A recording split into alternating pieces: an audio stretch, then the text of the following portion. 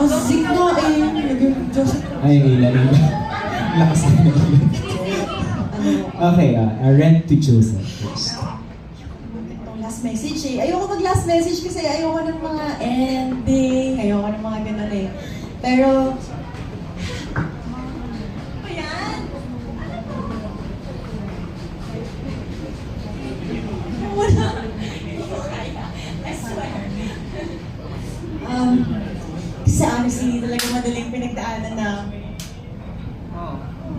Pero thank you kasi ang haba ng pasensya mo and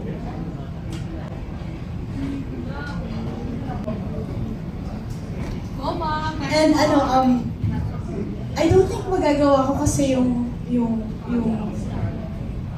dapat kong magawa kung wala ako. So parang sobrang grateful ako doon na ikaw talaga nakasama ko. Kasi thank you for the happiness, thank you for the sadness, and salamat sa lahat ng chaos, sa lahat ng ups and downs. Lalo na dun sa mga pinakamahihirap na part, and alam mo naman yun.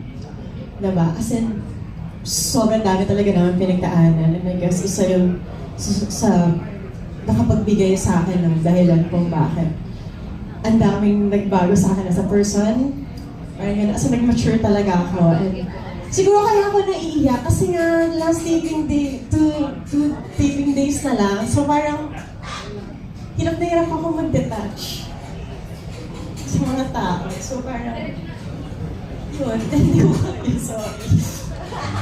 Thank you for being honest and transparent, Ren. Basta hirap na hirap akong mag-goodbye. As in, lagi sinasabi ko sa kanila lahat to sa show na parang paano ko bibitawan yung ganito ka solid na team?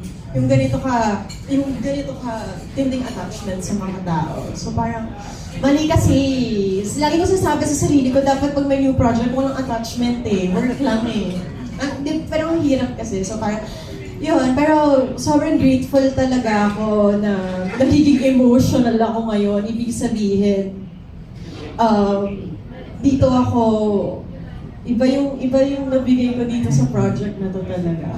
The highs and the lows, Yeah. the chaos and the peace na pagdaanan mo together. Hindi, basta ang hirap. Hindi ako ready to say goodbye. Yeah, hindi ako ready.